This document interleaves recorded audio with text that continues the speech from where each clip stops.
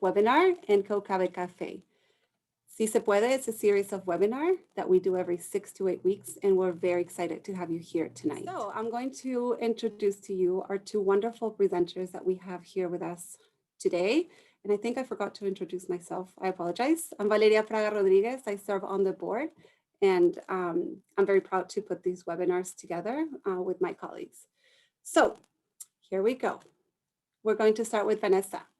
Dr. Vanessa Santiago Schwarz is an assistant teaching professor in the elementary teacher education program at the University of Colorado Boulder, where she teaches undergraduate courses on disabilities in education, culturally sustaining pedagogies, and family and community engagement. She received her PhD in educational equity and cultural diversity, and her dissertation explored the special education process for bilingual learners in a Denver Public Schools dual language program. She also has a Master's of Science in Bilingual and Special Childhood Education and spent 8 years working as a general and special education teacher in New York Public Schools. Vanessa is passionate about creating equitable learning environments and communities in which all children can thrive. We're very excited to have you here, Vanessa. Welcome. And we also have Elizabeth Silva Diaz. She's a PhD candidate and graduate research assistant in the Department of Equity, Bilingualism, and Biliteracy at the University of Colorado Boulder. Her research explores the intersection of bilingualism and disability, particularly how to support and cultivate the diverse linguistic practices of emerging bilinguals with disability designations in bilingual contexts. She also has a Master's of Science in Childhood Special Education. And prior to coming to Boulder, Elizabeth worked for 10 years in New York City Public Schools as a bilingual special education teacher and instructional coach in dual language and bilingual inclusion programs. Thank you, Vanessa and Elizabeth, for being here with us tonight. I'm very excited to learn about your content. I think it's going to be wonderful. And with that being said, I'm going to stop sharing. And Vanessa and Elizabeth, welcome. And the floor is yours. Welcome. Thank you for that fabulous introduction. Elizabeth and I are so excited to be here and to talk to you about a topic that we're both extremely passionate about. So I'm going to get started here with an introduction. Valeria already gave you a nice overview of who we are and why we do what we do, but I just wanted to share these photos to give you a little bit more context about where we're coming from. That top photo, you can tell by how blurry it is, was taken a very long time ago when Elizabeth and I worked as co-teachers in New York City public schools. So in New York City, the common model for special education is integrated collaborative teaching. And you have two teachers in the classroom. One teacher is the designated general education teacher, and the other one is the designated special education teacher. This was also in a bilingual, two-way immersion setting. So we did a 50-50 English-Spanish model. And we worked together really beautifully for a number of years. And we're going to be drawing on our experiences, both from our work as teachers in New York, but also what we've learned through our studies at the University of Colorado Boulder, where we both are now. So today we're going to start by going over some key terminology that we'll be using throughout the presentation, and that's also common in the field of bilingual and special education. And Elizabeth is going to walk you through the terms that we use and then also present an overview of some of the challenges that we face in bilingual special education right now. She's also going to talk a little bit about the context and policies that kind of that help us navigate the world that we're in. And then I'm going to get a little bit into the response to intervention and multi-tiered systems of support. And we're both going to give you some practical examples of what this looks like for emerging bilinguals in special education from drawing on our own work as teachers in New York.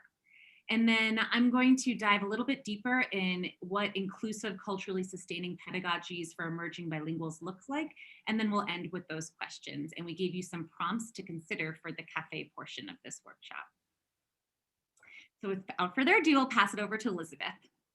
So throughout our presentation, we're going to be using the term emerging bilinguals to really think about students who have the potential to develop multilingual abilities with support from home and or school. A lot of times you will see that in the slides, particularly if we got them straight from the Colorado Department of Education or the US Department of Education, you'll see that we use English learners because that is the federal term that is used for these students. We'll also be talking about students with disabilities. And to us, that means students who have individualized education plans and are classified with one of the 13 disabilities. And we'll go into more of this as the presentation goes on. Under IDEA. And we purposefully use disability with a slash to push against this dichotomy between ability and disability, and to acknowledge that disabilities are social construction. So this doesn't mean to say that we don't realize that there is human variation and that human variation does shape people's experiences. But we recognize that in certain contexts, this variation is then seen as a deficit. We're also using students with disability in order to acknowledge person first language, but also recognize that certain individuals with disabilities prefer the term perhaps autistic rather than individual with autism. So just like you would ask someone your pronouns, we do encourage you to also ask people which way they would like to be addressed. But for this presentation, when we're talking about larger groups of people, we are going to be using person first language. So that's just a little bit about our background and our terminology. Next slide. So an overview of the challenges, and this is just a little snippet and a little like glimpse because we could spend an hour on each one of these things, but we do want to acknowledge them. And the first time is we often hear about systemic racism in the criminal justice system, particularly against Black and brown bodies. But this also can be seen in educational inequities for students who are culturally and linguistically diverse in terms of inequitable educational opportunities.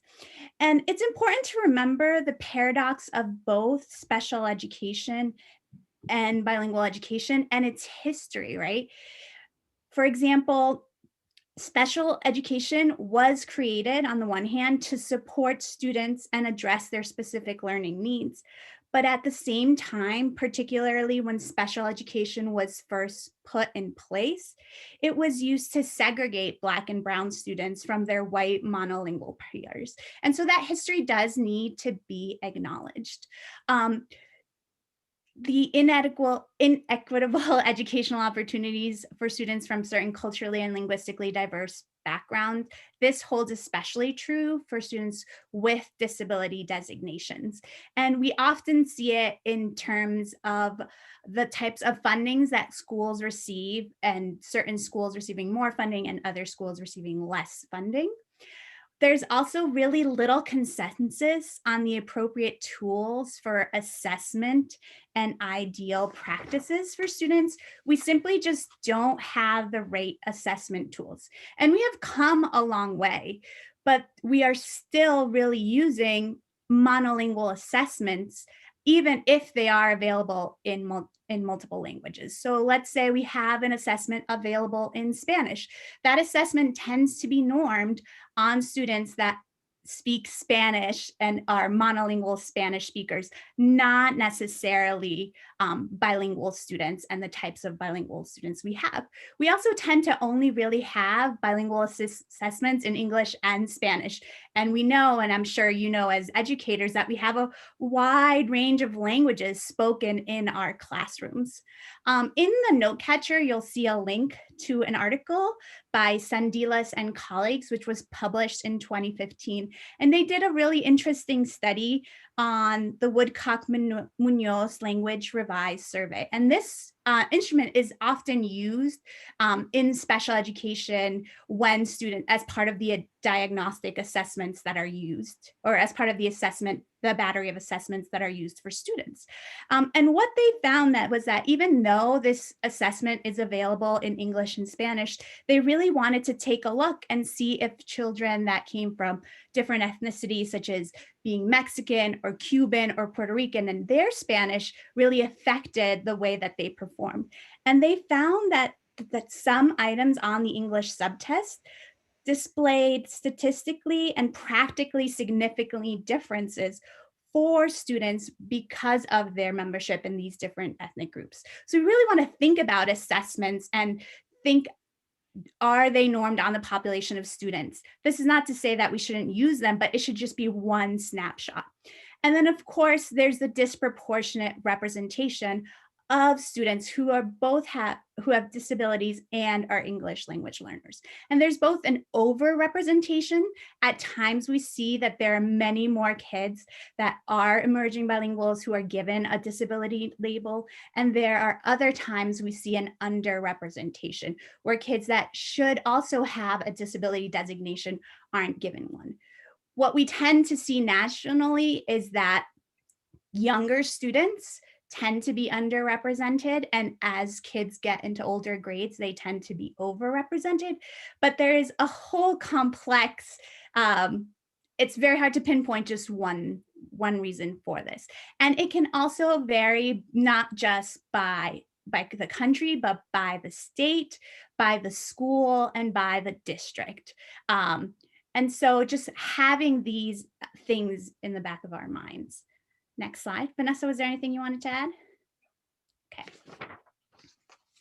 So for this slide, for the next set of slides, I took a lot of the information from the Colorado Department of Education, and there's a link on this on your note catcher exactly where these came from. And you can go to the next one, Vanessa.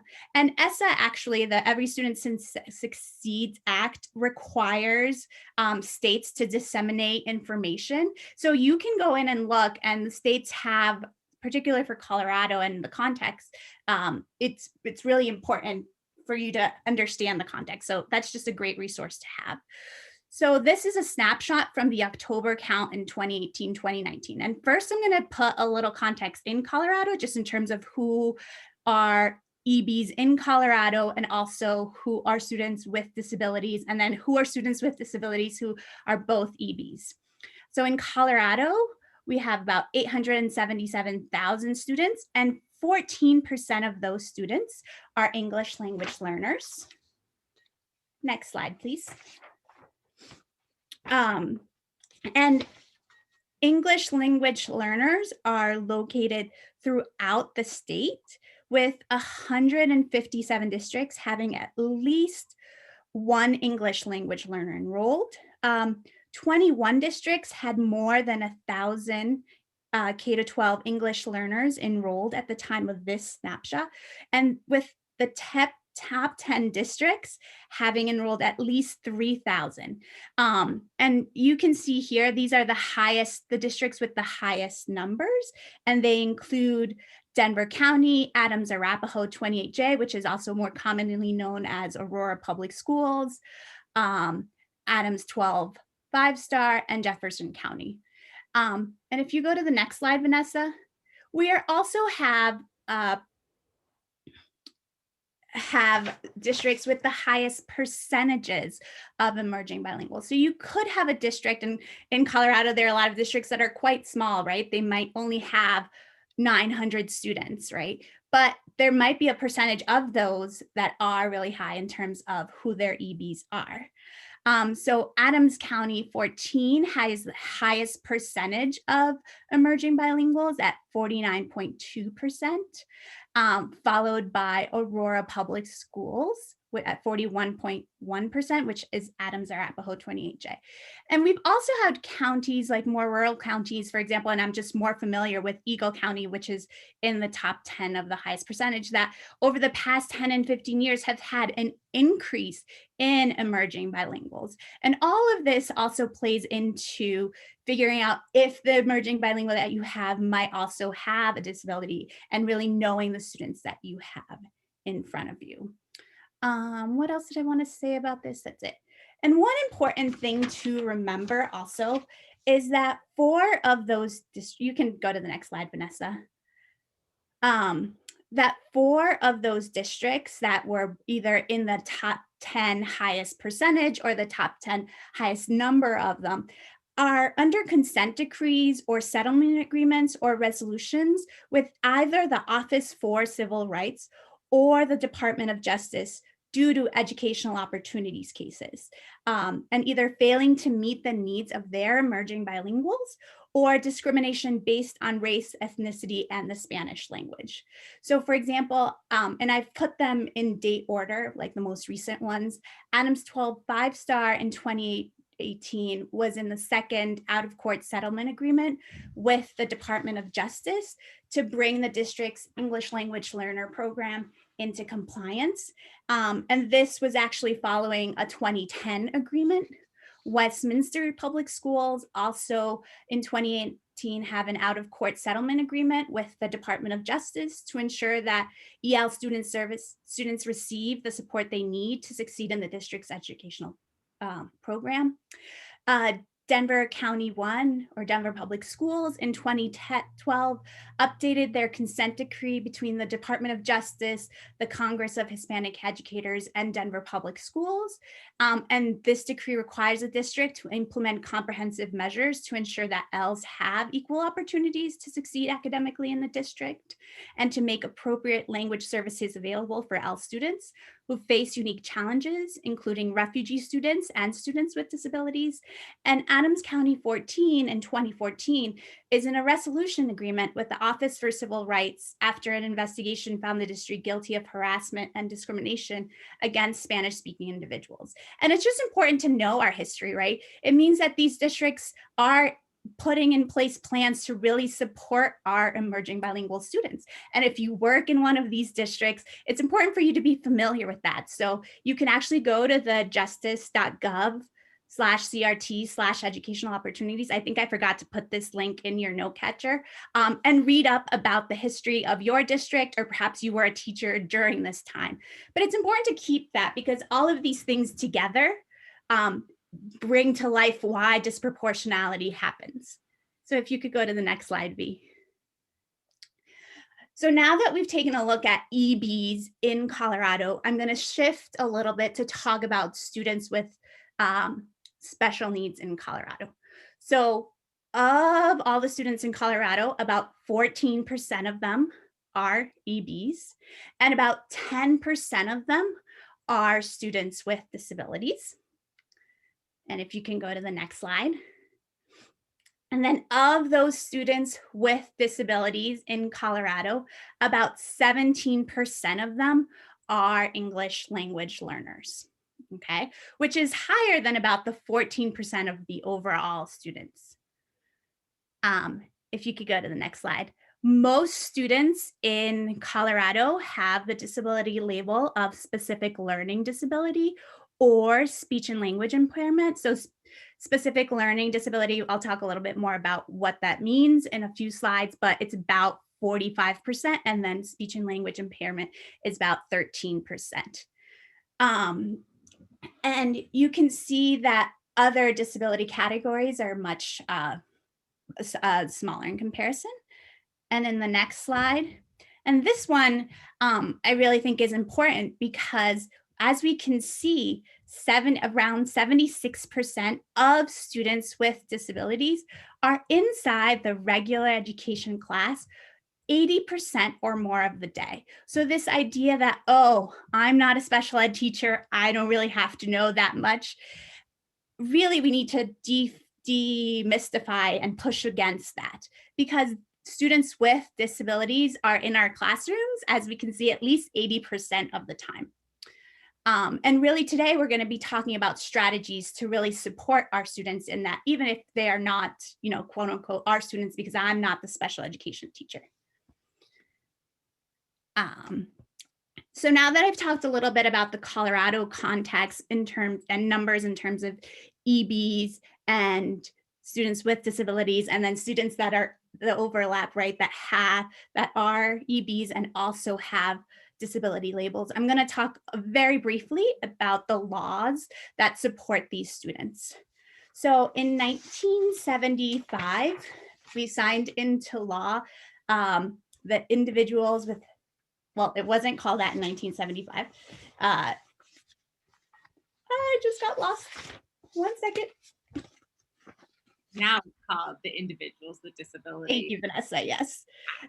It was the Education for All Handicapped Children's Act, which has been reauthorized several times and is now called the Individuals with Disabilities in Education Act.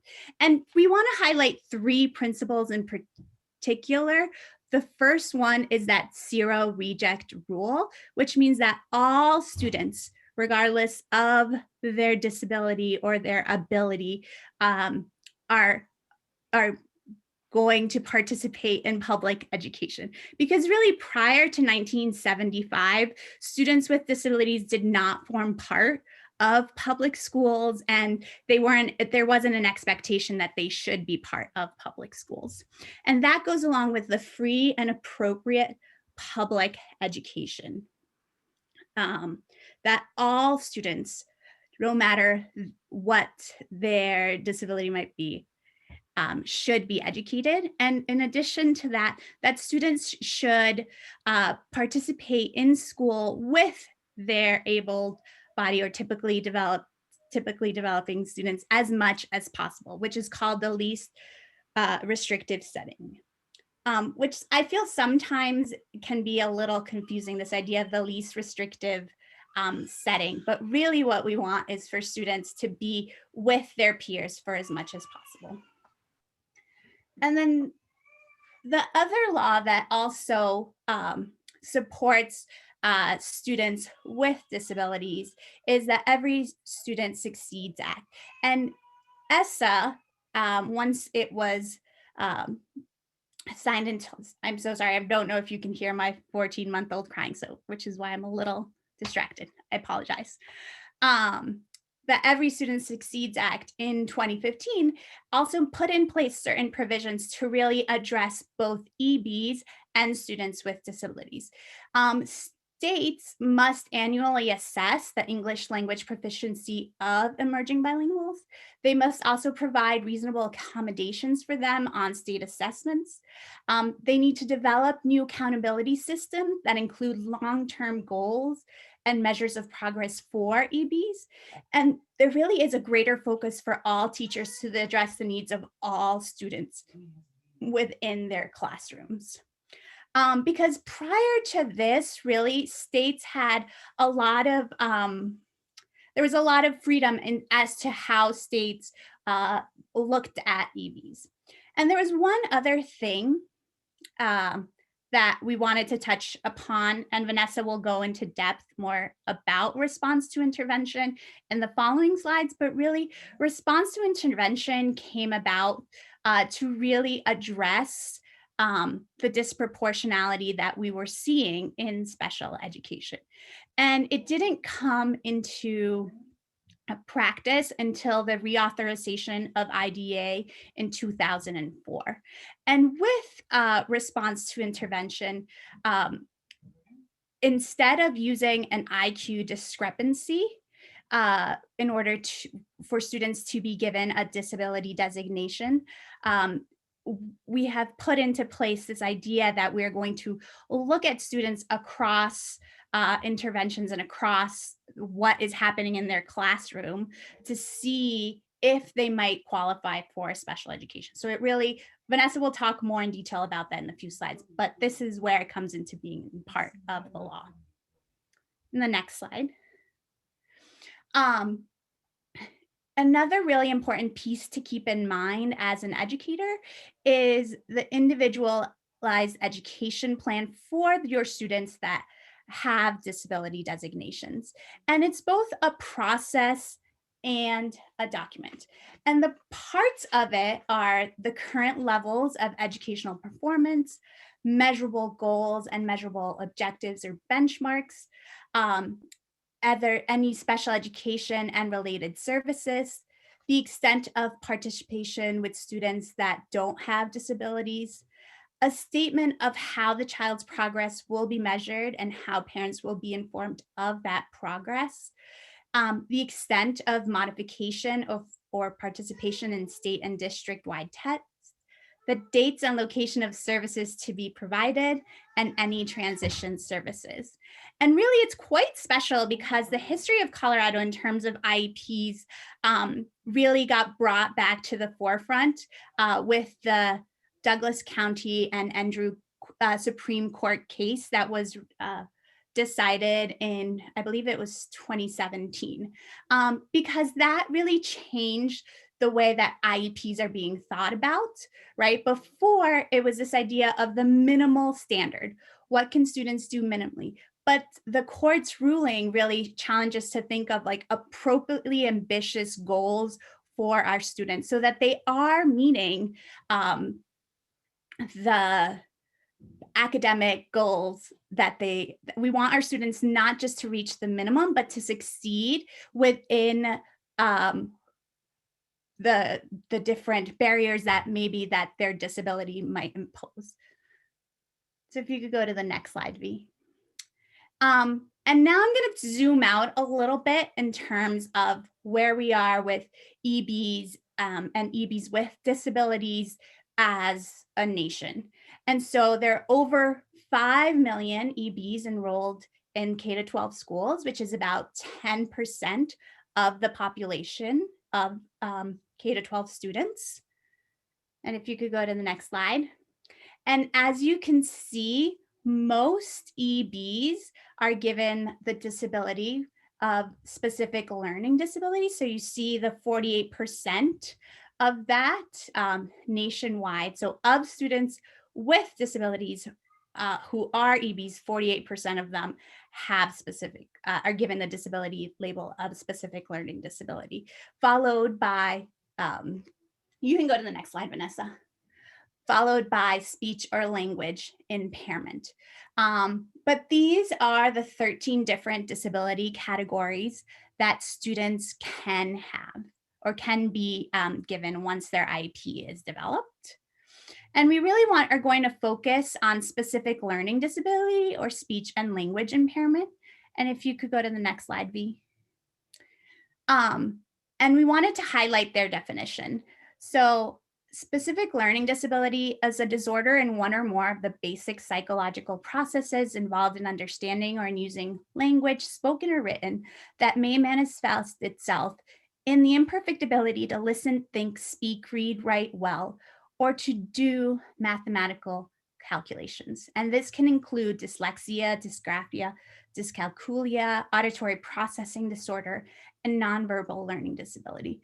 And really, it's this definition, this idea that it's an imperfect ability to listen, think, speak, read, write well, or do, that makes it so subjective, right? And if we think about our EBs, right? For some students, as you're learning English, you're going to have an imperfect ability to speak, read, and write in English, right? And so what does that mean? And we can see why there could be a disproportionate representation. The same is true for the definition of speech language impairment, a communication disorder such as stuttering, impaired articulation, a language impairment, or a voice impairment that adversely affects a child's educational performance. And it could be stuttering or other language impairments. And so we could see if educators don't have a knowledge of emerging bilinguals and how second language acquisition happens, how they could confuse it as a disability. And so what we've learned from research actually is that one of the best tools to prevent inappropriate referrals is to have really excellent bilingual teachers and bilingual educators, or teachers who may not be bilinguals themselves, but have a knowledge of bilingualism or multilingualism in classrooms. Vanessa, yes. And that leads us into multi-tiered systems of support. Thank you.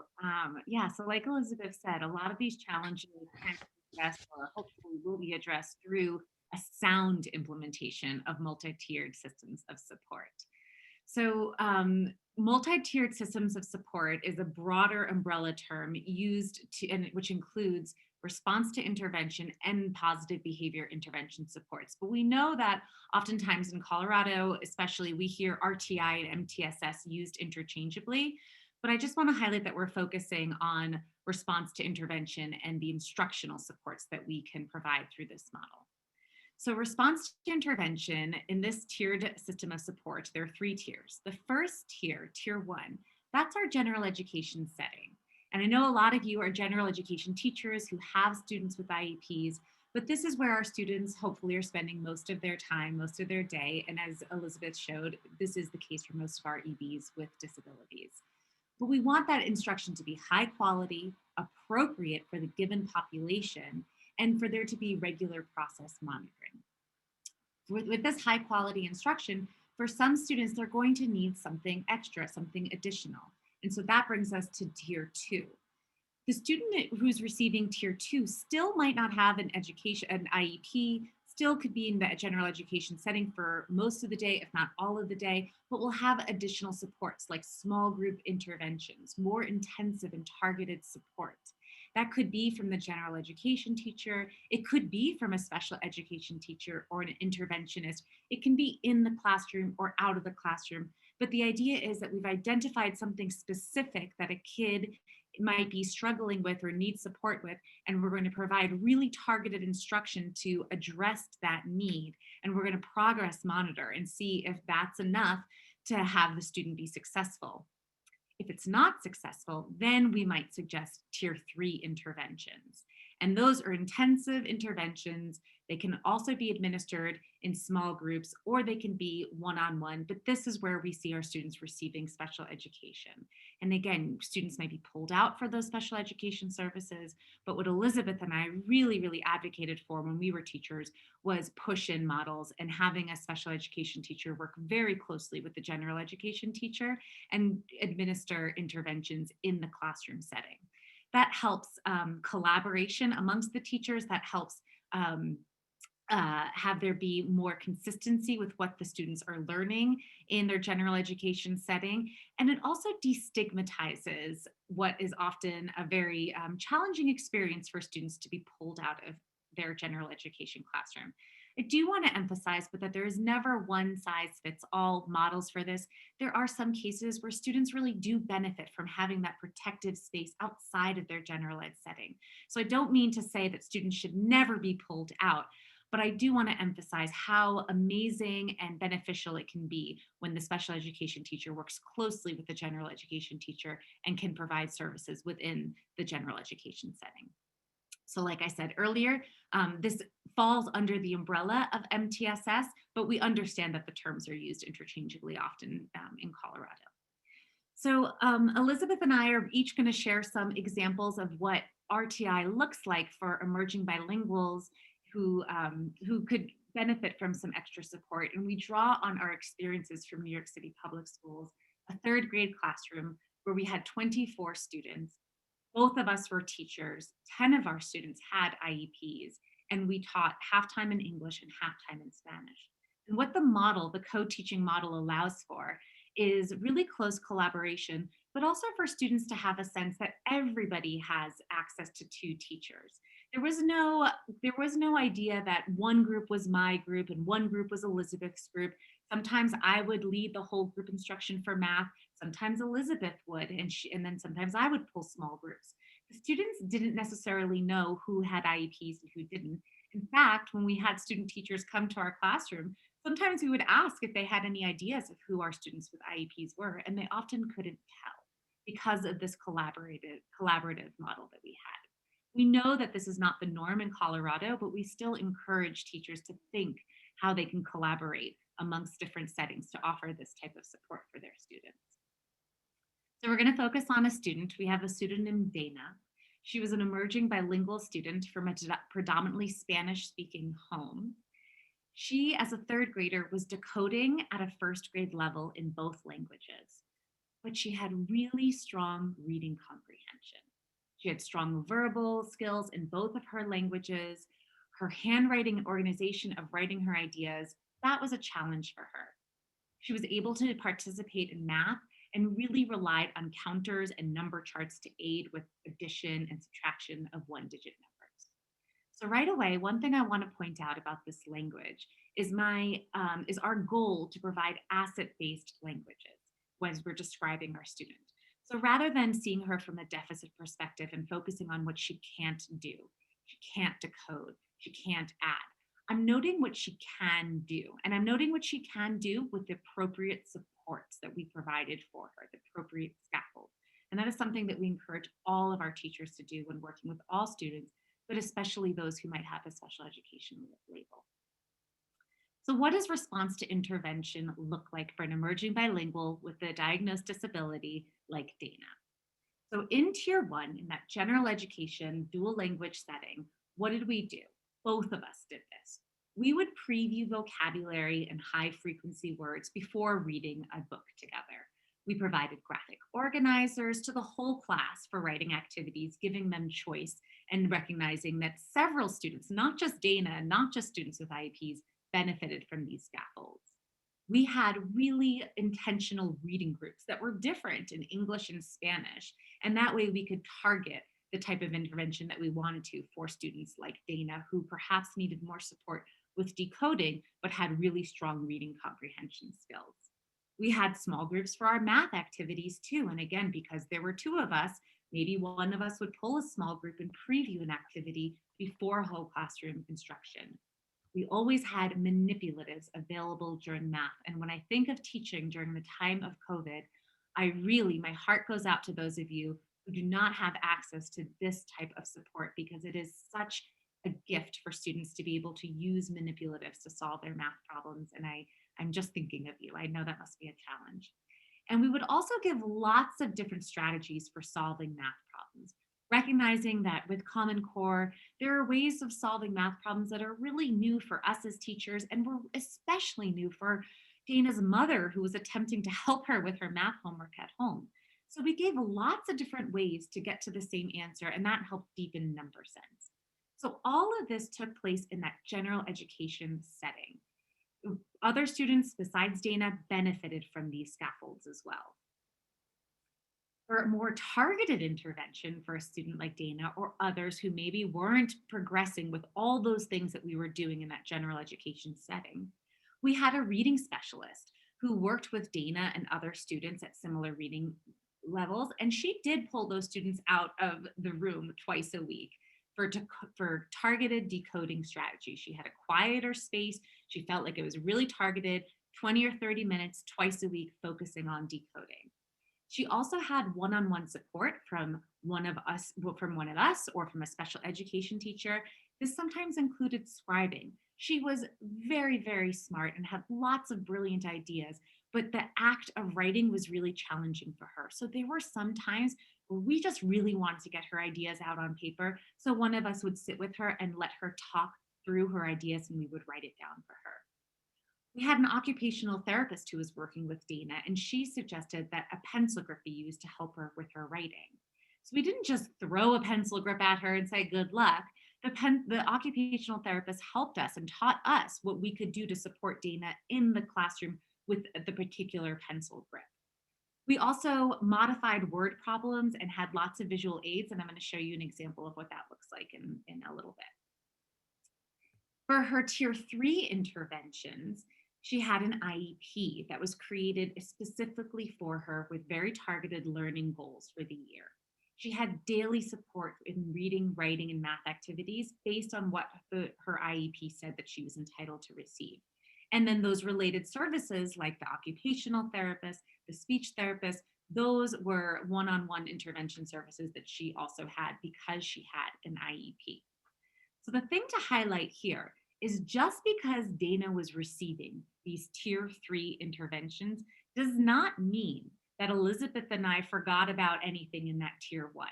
We were doing this alongside what she was getting from her occupational therapist, from the reading specialist, and from the speech therapist. And that's a really important point that we want to get across, that just because a student has an IEP does not mean that your work as a general education teacher is done. So here's an example of a math problem. There's an original math problem that was based on an upcoming New York State math assessment.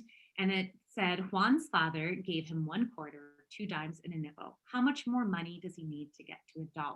Show me your work. I don't remember if this is the case, but I'm fairly certain that the original name in the math problem was not Juan.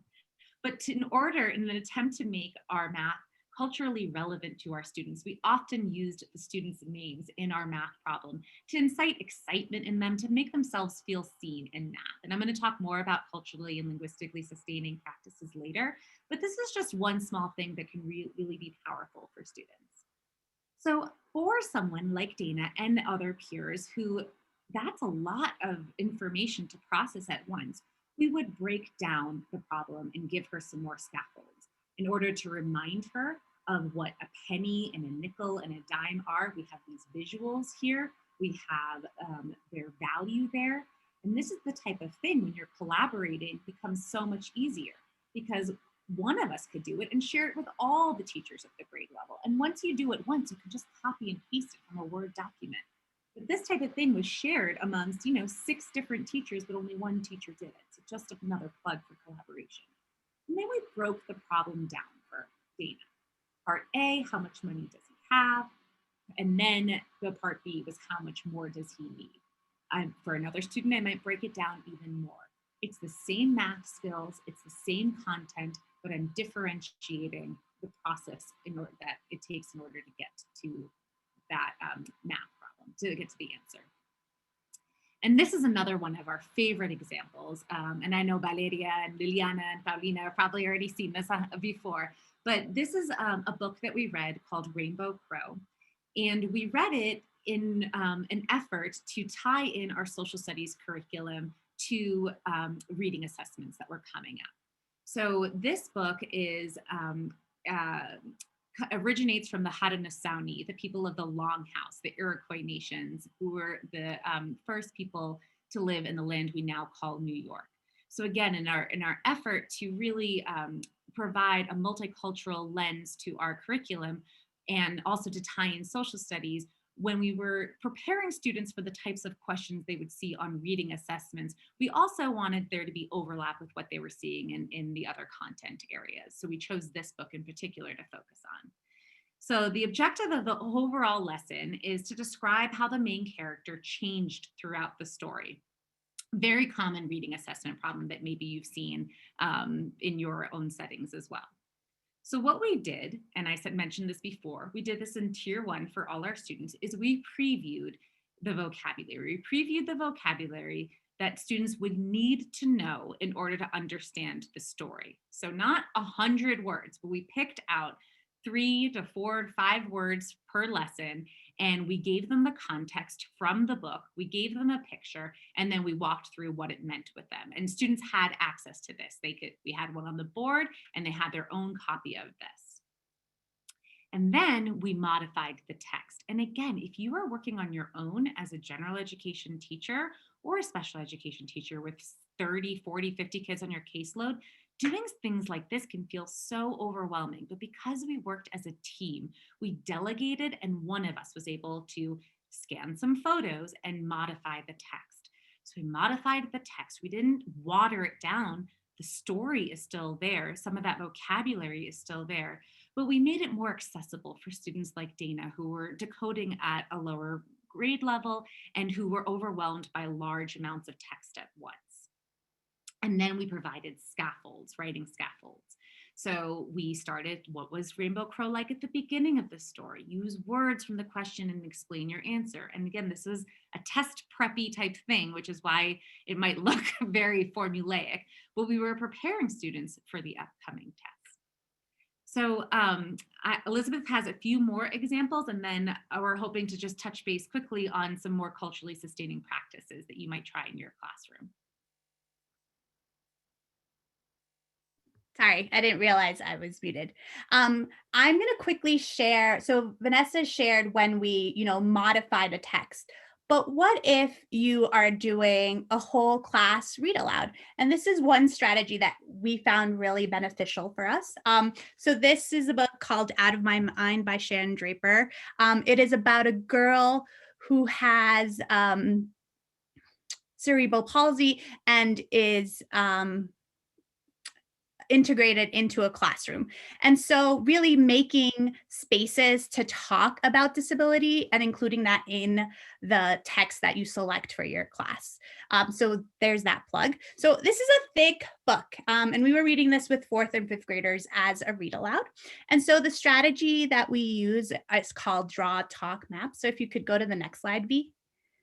And they come from Marin Kulata. And so in this strategy, a particular student traces major events as the teacher reads the text aloud, and I or the teacher created the map.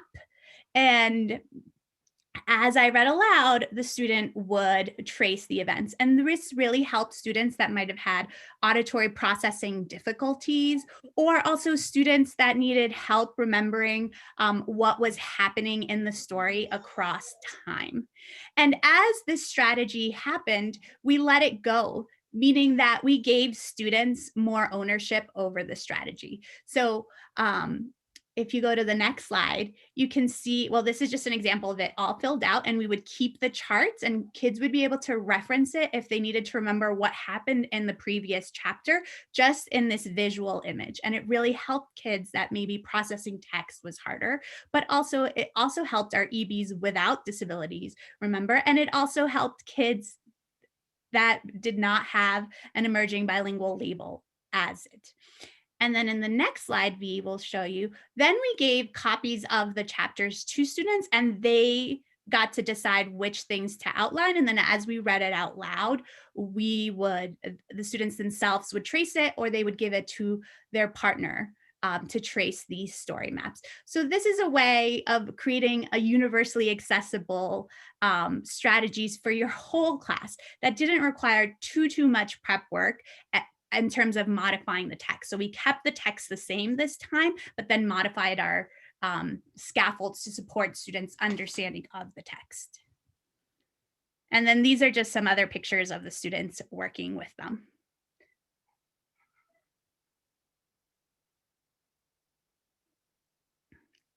And so what does it take to make RTI work for our emerging bilinguals and our emerging bilinguals with disability? And really the key is knowledge of your learners, really knowing the kids in your class, understanding their language abilities, understanding their unique needs, collaborating with other service providers, particularly if you might not know about the speech and language disability. So contacting the speech and language pathologist that works with your student, or the occupational therapist, or the PT person, including also multiple assessment sources and keeping track throughout your own assessment in the classroom. But what we're really going to focus on today in the next 10 minutes that we have are culturally and linguistically sustaining practices for you to employ in your classroom.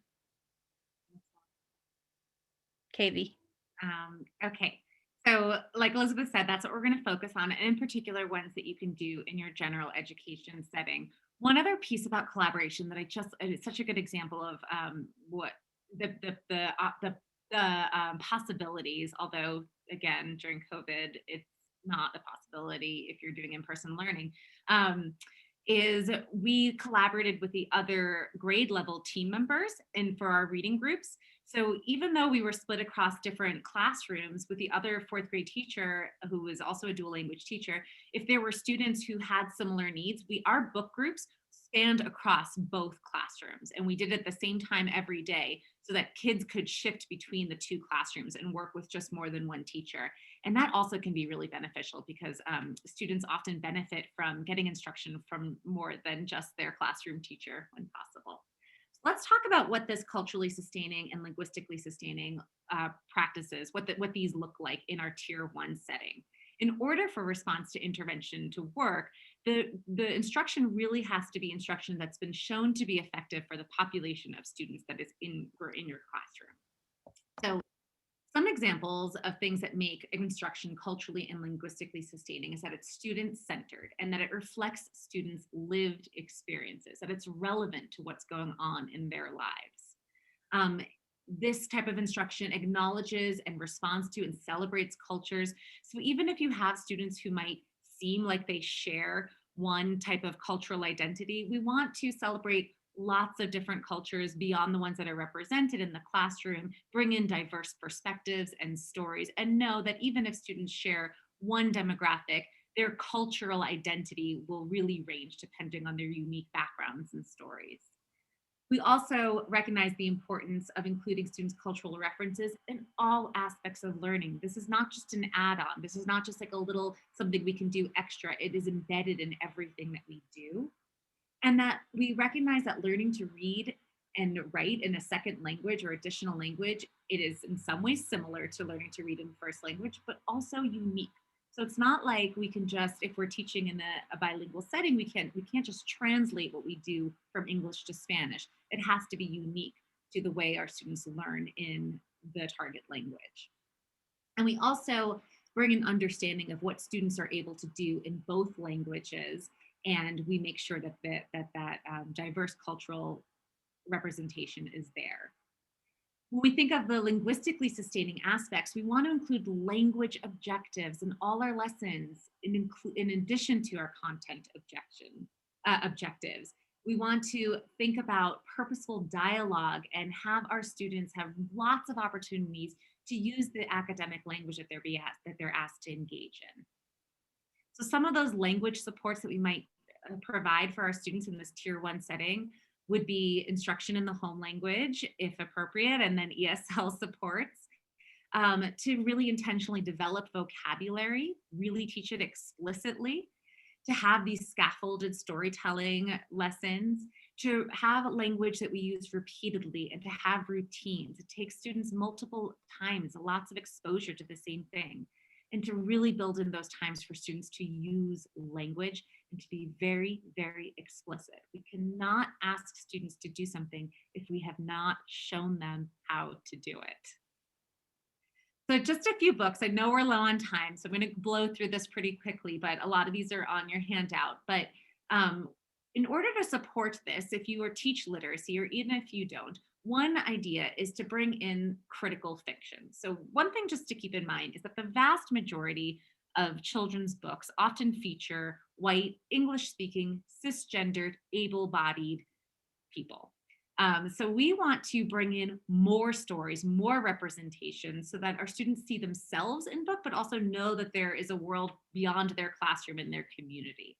We also want to bring something called CounterStories, stories that highlight immigration, and books that critically examine literacy, language, and schooling.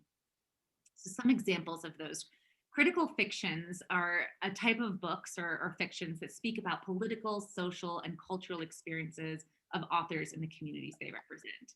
And they often feature voices of authors who are underrepresented and marginalized in mainstream curriculum. So one book that I love is From North to South. A lot of our students, not all of them, but a lot of our students are experiencing the impact of immigration policies and family separation. And bringing stories that address the realities that some of our students or their family members might be facing is a way to bring in a cultural reference that is relevant to what they're experiencing. From North to South, it humanizes the undocumented experience and tells the story of a child who is separated from his mother because of her deportation. These are some other books that also talk about social justice, that talk about immigration from, again, a very humanizing perspective. So the CounterStory is a story that kind of pushes back against what our students are hearing in the mainstream media, and it's a tool for exposing and analyzing and challenging those dominant stories that privilege one racial group over the other. So these are two of my favorite books for older elementary schools that do just this. And in tier 2, what an option to do to even further this, something that I saw in the Denver Public School that I was working with, is that the classroom teacher was reading Gabby Lost and Found with a group of her students, but the interventionist teacher was using some scholastic tools to pull out really focused questions that really focused on students' particular reading intervention needs, reading comprehension skills with that same text. So students are seeing that same text in their tier 1 setting and then also their tier 2 setting. Another one is to look at books that really address bilingualism and show authentic use of children using 2 languages and translanguaging. Another thing to do is to have leveled texts, so different level texts that kind of address language and literacy, and work with your groups based on their level with a similar topic, but having a text that is at their need. And we want at their level. And we want to make space for students to use their home language as a resource as they're making sense of these books and these concepts. And then these are some more titles that kind of touch upon immigration, again, from a very humanizing perspective. So what we're going to do now is stop but here are some questions to keep in mind. Elizabeth, did you want to jump in now? No, I Oh. think you're good. Okay. So one idea that we want you to think about is just some area of your instruction that you could apply some culturally and linguistically sustaining approaches to support bilingual students in either tier 1, 2, or 3. So during the cafe portion, if you're sticking around, this is something you can discuss. And if not, we just really want you to be intentional. Okay, how can I look at my curriculum? What's my next step? How can I be more intentional about this? And then here are some questions that we've posed for the cafe to explore the context of your teaching, investigate the demographics of your school, take the time to maybe think about how you can access some of your students' IEPs if you haven't already, look at your upcoming lessons and think about what you can do to differentiate it and also to make it culturally and linguistically sustaining. And we just wanted to end by asking you to remember to apply high quality instruction, all 3 tiers, collaborate with your peers, and then make sure that your instruction really is culturally and linguistically sustaining. And we love this cartoon that shows a kiddo shoveling the steps, and somebody who's using a wheelchair says, but if you shovel, could you please shovel the ramp? And the shoveler says, all those other kids are waiting to use the stairs. When I get through the shoveling them, then I'll clear the ramp for you. And the kid who's using the wheelchair says, but if you shovel the ramp, we can all get in. And it's such a powerful metaphor, because if we provide strong instruction for our emerging bilinguals who have disabilities, it will be strong instruction for everybody in our classroom. Thank you so much. The whole time you two were talking, I was so inspired, and we keep getting messages in the chat about how inspirational it is and such powerful messages. And all I can think about is those kids and how lucky they were to have you as teachers, you two collaborating and thinking about all their needs and all the opportunities that you can bring to all students. Thank you so much for sharing all this knowledge with us.